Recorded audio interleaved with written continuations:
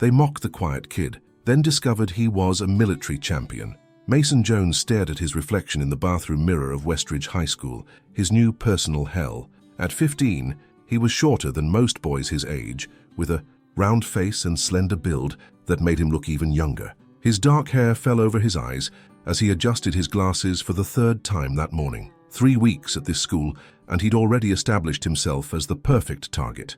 He splashed cold water on his face, trying to wash away the dread that had settled in his stomach. The memory of yesterday's cafeteria incident still burned fresh.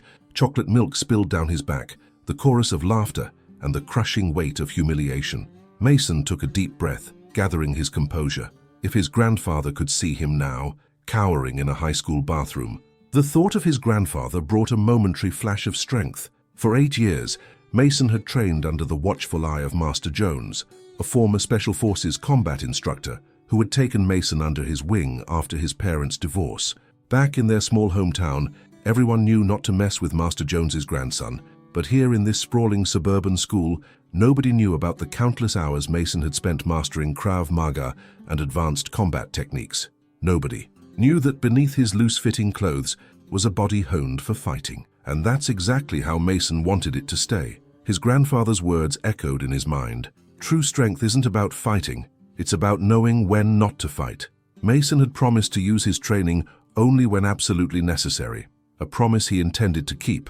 The first period bell rang, pulling Mason from his thoughts. He grabbed his backpack and stepped into the crowded hallway, instantly making himself smaller, shoulders hunched, eyes down. It was a defensive posture he'd perfected, the opposite of the confident stance his grandfather had taught him. "Hey, Chinese takeout." The voice cut through the hallway noise like a knife. Derek Williamson, the self-appointed king of Westridge High's junior class, was leaning against a locker with his 2 sidekicks, Trent and Marcus.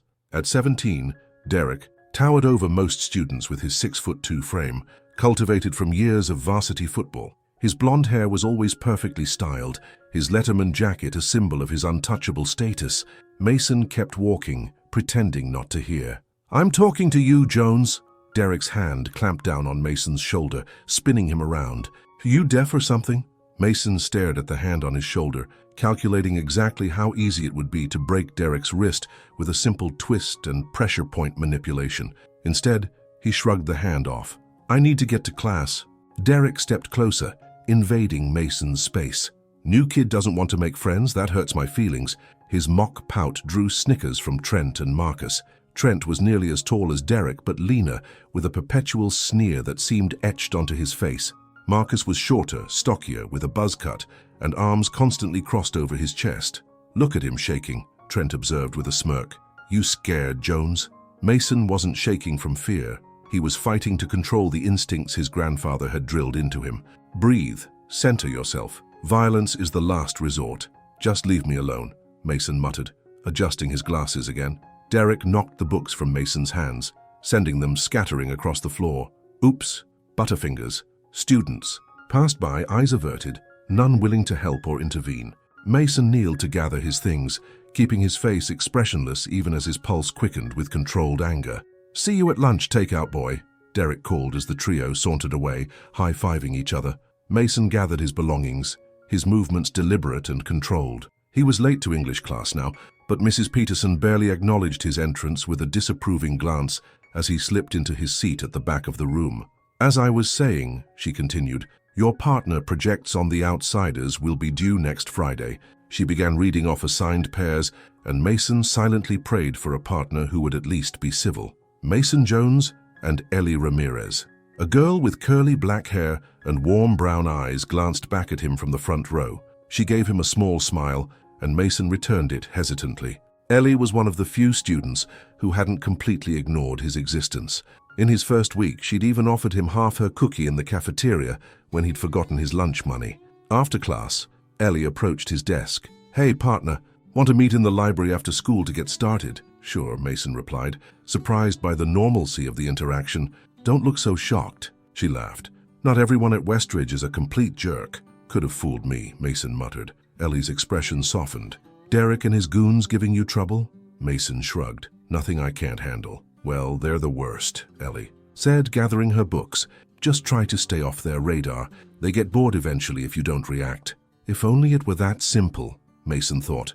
The rest of the morning passed without incident, but as lunch period approached, Mason felt the familiar knot forming in his stomach. The cafeteria was where Derek and his friends had the most freedom to operate, away from the watchful eyes of teachers. Mason considered skipping lunch altogether, but hunger won out. He grabbed a tray and joined the lunch line, keeping his eyes on the food rather than the room. He could feel eyes on him as he paid for his meal, a hamburger, fries, and an apple. He spotted an empty table in the corner and had almost reached it when a foot shot out, sending him sprawling. His tray clattered to the ground, food scattering across the linoleum floor. The cafeteria erupted in laughter. "Man, Chinese takeout is really clumsy today," Derek announced to the appreciative audience. Trent and Marcus flanked him, their laughter the loudest. Mason pushed himself to his knees, lettuce and ketchup staining his jeans. His hands curled into fists, knuckles white with restraint. In his mind, he could dismantle all three of them in under 30 seconds. A series of strikes to pressure points, joints locked and hyperextended, bodies on the ground before anyone could even register what had happened. But he unclenched his fists. Not yet. Not for this. A cafeteria worker appeared with a mop, looking annoyed. "Clean this up," she ordered, thrusting the mop at Mason. "But I didn't," Mason began. "Just clean it up," she insisted, already walking away. Mason's face burned as he mopped his own lunch from the floor, Derek and his friends watching with satisfied smirks. The humiliation was complete when he had to return his empty tray and leave the cafeteria without eating. In the hallway, Mason leaned against the wall, closing his eyes and focusing on his breathing, the way his grandfather had taught him. "Center yourself, find your calm in the storm." "Hey!" Mason opened his eyes to see Ellie standing there, holding an apple and a wrapped sandwich. "Thought you might be hungry," she said, offering them to him. Mason took them gratefully. "Thanks. You didn't have to do that." "I know," she said simply. "What Derek did was messed up." "Why do they get away with it?" Mason asked, taking a bite of the apple. Ellie sighed. "Derek's dad is on the school board and donates a ton of money to the athletics program. Trent's mom is the vice principal, and the teachers just look the other way because it's easier." Mason nodded, understanding the dynamics at play. It was always the same, bullies protected by a system that valued the wrong things. "You're different than I expected," Ellie observed. "What do you mean?" "I don't know, you take all this crap from them, but you don't seem unbroken by it. There's something about you, like you're just letting it happen for some reason." Mason looked at her, surprised by her perception. "Maybe I'm just waiting for the right moment," he said quietly. Ellie studied him for a moment. "Whatever you're planning, be careful. Those guys have made life hell for anyone who crosses them." The warning in her voice was clear, but Mason just smiled. "I appreciate the sandwich." The afternoon passed in a blur of classes, with only minor incidents. A shove in the hallway here, a whispered insult there.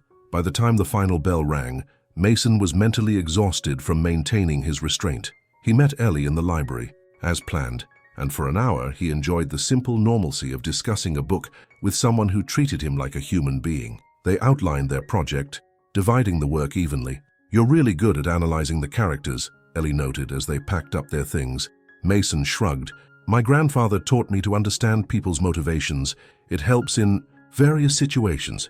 "Your grandfather sounds interesting." "He is," Mason said with genuine warmth. "He raised me after my parents split, taught me a lot about life." They walked together to the school's main entrance. Outside, clouds had gathered, threatening rain. "Do you need a ride?" Ellie asked, pointing to her beat-up Honda in the parking lot. "Thanks, but I like walking," Mason replied. "Gives me time to think." Ellie nodded. "See you tomorrow then, Mason Jones." As she drove away, Mason began his walk home, taking the path that cut through the park behind the school. The shortcut would save him 15 minutes, and dark clouds were moving in fast. He was halfway across the park when he heard voices behind him. "Look who it is, takeout boy taking a stroll." Mason stopped, recognizing Derek's voice immediately. He turned slowly to find Derek, Trent, and Marcus spreading out in a loose semicircle around him. Derek was tossing a football from hand to hand, a predatory smile on his face. "Just trying to get home," Mason said evenly. "We thought we'd help you practice your catching skills," Derek replied. "Since you dropped everything in the cafeteria." Without warning, he hurled the football directly at Mason's face. Mason's hand shot up instinctively, catching the ball inches from his nose. The move was lightning fast, his reflexes betraying years of training. Derek's eyes narrowed slightly. "Lucky catch." Mason tossed the ball back gently. "I should go. It's going to rain." "We're not done hanging out yet," Trent said, stepping closer. We thought you might want to donate to our after-school snack fund. He held out his hand. $20 should cover it. Mason sighed. I don't have any money to give you. Let's check, Marcus suggested, grabbing for Mason's backpack. This time Mason stepped back, keeping the backpack out of reach. Don't touch my stuff. Something in his tone made the three bullies pause, if only for a second. Then Derek laughed. Or what, Jones? You'll cry to the principal. Beat us up with your math textbook. I just want to go home, Mason repeated, calculating his escape routes. The park was empty at this hour, no witnesses around. Not good.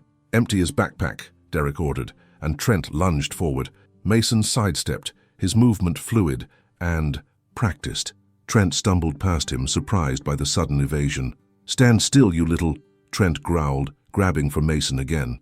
Mason allowed himself to be caught this time, Trent's fingers digging into his arm. Don't fight back. Not unless absolutely necessary. Derek stepped forward, yanking Mason's backpack away and dumping its contents onto the damp grass. Books, notebooks, pens, and Mason's phone scattered across the ground. Look at this, Derek said, picking up Mason's phone. Pretty nice for such a loser. Give it back, Mason said, his voice low and controlled. Make me, Derek challenged, pocketing the phone. Mason stared at him, calculating exactly how many moves it would take to retrieve his phone. 3, maybe 4, but still not worth breaking his promise. That's what I thought, Derek sneered. He turned to his friends. I think Takeout Boy needs to cool off before he goes home. What do you guys think? Trent and Marcus grinned, instantly understanding Derek's intention. Before Mason could react, they grabbed his arms, one on each side. The pond's perfect this time of year, Derek said, nodding toward the murky water of the park's small pond. Mason tensed. His backpack and school supplies could be replaced, even his phone. But being thrown into that filthy water in the cool autumn air was a different matter. This was crossing a line. Last chance, Mason warned, his voice changing subtly. Let me go. The three bullies laughed, mistaking his calm tone for fear. Last chance, Derek mimicked in a high-pitched voice. What are you going to do, Takeout Boy? You can't even break free. Mason took a deep breath. Violence is the last resort when all other options have been exhausted. He looked at the three boys, their arrogant faces, their complete belief in their physical superiority. He had given them every opportunity to walk away. I'm sorry, grandfather, he whispered. What's he mumbling about? Marcus asked. Mason moved. His right arm twisted in a precise motion, breaking Marcus's grip with a simple wrist lock that left the larger boy gasping in pain. Before Trent could tighten his hold, Mason had executed a perfect hip throw, sending Trent flying over his shoulder to land hard on his back. The air knocked from his lungs. Derek stood frozen, mouth open in shock. What the? Mason didn't give him time to finish. With 2 quick steps, he closed the distance between them, his hand darting into Derek's pocket to retrieve his phone. His movements were efficient, economical, the result of thousands of hours of practice. Derek swung wildly, but Mason slipped under the punch, stepping to the side with the fluid grace of a dancer. You don't want to do this, Mason warned. You're dead, Jones. Derek charged forward like a bull, all power and no technique. Mason sidestepped again, using Derek's momentum against him, adding a subtle push that sent the larger boy stumbling past. We can stop now and I'll forget this happened, Mason offered, his voice still calm. Trent had regained his feet, and both he and Marcus converged on Mason from opposite sides. Their faces were twisted with rage and humiliation. There would be no peaceful resolution now. Mason centered himself, falling into the fighting stance his grandfather had drilled into him since he was 7 years old. As Trent reached him, Mason blocked the wild punch and countered with a palm strike to the chest that sent Trent staggering backward. Almost simultaneously, he ducked under Marcus's grab, sweeping the larger boy's legs out from under him. Derek attacked again, more cautiously this time. He managed to graze Mason's cheek with a punch, but Mason barely flinched. Years of sparring with his grandfather had conditioned him to absorb hits far more powerful than what these untrained teenagers could deliver. Mason countered with a series of rapid strikes to pressure points on Derek's arms and torso, painful, but causing no lasting damage. Derek gasped, his arms going momentarily numb, and Mason used the opening to execute a perfect throw. Derek landed hard on his back, staring up at the gray sky in disbelief. What the hell are you? Trent whispered, backing away. Mason stood calmly, adjusting his glasses, which had somehow stayed on throughout the brief fight. I'm just a kid who wanted to be left alone. The first drops of rain began to fall as Mason gathered his scattered belongings and carefully placed them back in his backpack. The three bullies remained where they were. Derek on the ground, Trent backed against a tree, Marcus nursing his wrist. "If you come after me again," Mason said quietly, "it will be worse, much worse." He turned and walked away, leaving them in stunned silence. The rain began falling harder as Mason made his way home, his mind racing. He'd broken his promise to his grandfather, used his training against untrained opponents, but what choice had they left him? Still, he couldn't shake the feeling that he'd failed some important test. His grandfather was waiting on the porch when Mason arrived home, as if he somehow knew something had happened. Master Jones was 70 years old, but moved with the vitality of a man half his age. His weathered face revealed nothing as he studied his grandson. "You fought today," he said. It wasn't a question. Mason lowered his head. "Yes, grandfather, 3 of them. They were going to throw me into the pond." Master Jones gestured for Mason to sit beside him on the porch swing. "Tell me everything." Mason recounted the events of the day, the cafeteria incident, the confrontation in the park, how he'd tried to avoid fighting until he had no choice. His grandfather listened silently, his face impassive. When Mason finished, he waited for the lecture, the disappointment, the reminder that he was never to use his skills except in the most extreme circumstances. Instead, Master Jones said, "You showed restraint. You gave them multiple chances to walk away. You used only the force necessary to protect yourself." He placed a hand on Mason's shoulder. "I am not disappointed, grandson." Relief washed over Mason. "I didn't want to fight them. I know that is why you were ready when the time came." Master Jones's eyes crinkled at the corners. "Now we must prepare for what comes next." "What do you mean?" "You have revealed yourself. The dynamic has changed. Tomorrow will bring new challenges." Mason nodded, understanding the wisdom in his grandfather's words. There would be consequences for today's actions. Revenge attempts, perhaps, or other forms of retaliation. The situation had evolved, and so must his approach. That night, Mason slept fitfully, replaying the fight in his mind. He hadn't lost control, hadn't hurt any of them badly, but the look of fear in their eyes haunted him. He'd never wanted to be feared. Morning came too quickly. As Mason dressed for school, he made a conscious decision to change his appearance slightly. Instead of the loose, baggy clothes that had hidden his physique, he chose a fitted t-shirt and jeans that revealed his lean, muscular build. Instead of hunching his shoulders, he stood straight, his posture reflecting the confidence his grandfather had instilled in him. No more hiding. The whispers started the moment he entered Westridge High. Word had spread like wildfire. The quiet new kid had taken down Derek Williamson and his friends. The looks he received ranged from disbelief to newfound respect, with a healthy dose of wariness mixed in. Ellie caught up with him at his locker. "Is it true?" she asked without preamble. "Depends what you heard," Mason replied, organizing his books. "That you fought Derek, Trent, and Marcus, all 3 of them, and won." Mason closed his locker. "They didn't give me much choice." Ellie studied him, noting the subtle changes in his appearance and bearing. "You're different today.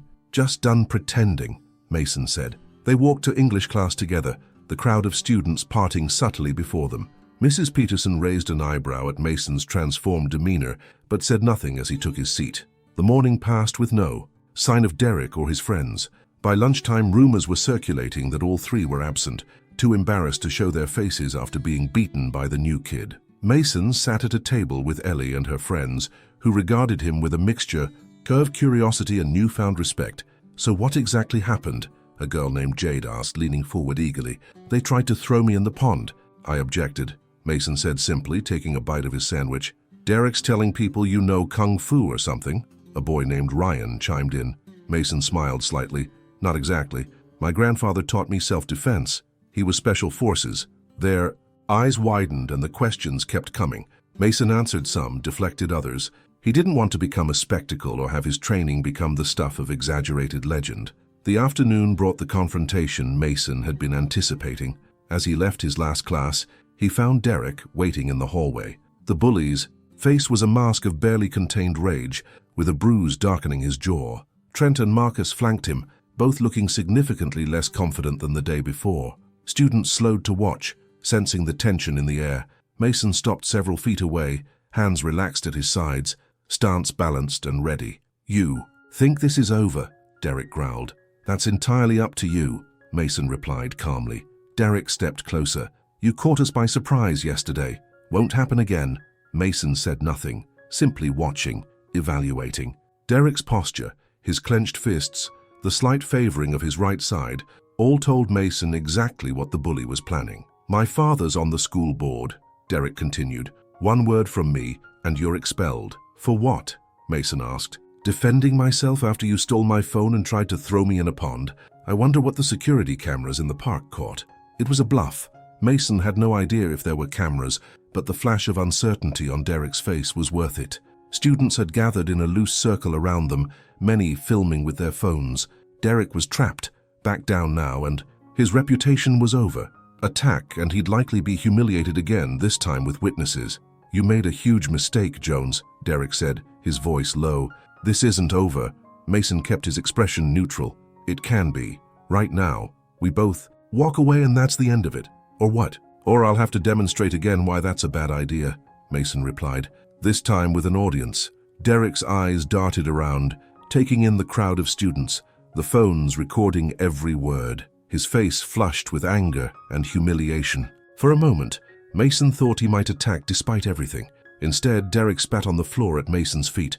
"Watch your back," he snarled, then shouldered his way through the crowd, Trent and Marcus following. A collective breath was released. As they disappeared, someone let out a low whistle, and then the hallway filled with excited chatter. Mason found himself surrounded by classmates wanting to know exactly what had happened in the park, how he'd learned to fight, where he'd come from. "Give him some space," Ellie said, appearing at his side and helping him navigate through the crowd. Once they reached the relative quiet of the library, Mason exhaled slowly. "Thanks." "No problem." Ellie looked at him curiously. "Why did you let them bully you for weeks if you could do whatever you did to them?" Mason sat at an empty table, considering her question. "My grandfather taught me that fighting is always the last resort. That true strength is shown in restraint, not in domination. So what changed yesterday? They crossed the line from annoying to actually dangerous," Mason explained. "And honestly, I was tired of letting them think they could get away with treating people like that." Ellie nodded slowly. "Well, you definitely changed things around here. Derek's ruled this school for years." "I didn't want to become some kind of hero," Mason said, uncomfortable with the attention. "I just wanted to be left alone." "Too late for that," Ellie laughed. "You're officially a legend now." The rest of the week brought a new reality for Mason. Derek and his friends kept their distance, though their glares promised future trouble. Other students who had been victims of their bullying began to approach Mason, sharing stories and thanking him for standing up to the trio. Mason found himself with a growing circle of friends, not because he was feared, but because he had demonstrated the courage others wished they had. He made it clear to everyone that he wasn't interested in fighting unless absolutely necessary, which only seemed to increase their respect.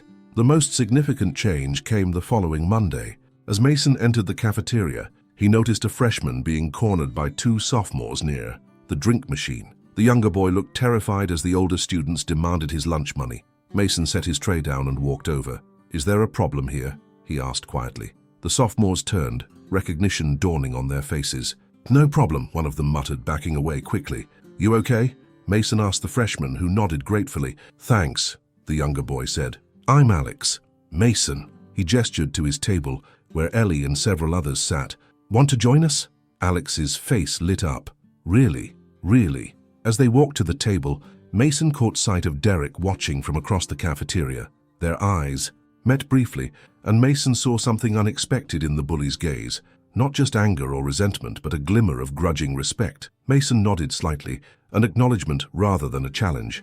After a moment, Derek returned the nod before turning away. That evening, Mason sat with his grandfather on the porch swing, watching the sunset. "The bullies are keeping their distance," he reported, "for now at least." Master Jones nodded thoughtfully. "And how do you feel about that?" "Relieved," Mason admitted. "But also, I don't know, I never wanted to be known as the kid who can fight. Is that how they see you?" Mason considered the question. "Some do. But others, I think they see me as someone who stood up when no one else would." His grandfather smiled. "And that is the true lesson in what you've learned. The physical techniques are just tools. The courage to use them when necessary, and the wisdom to know when not to.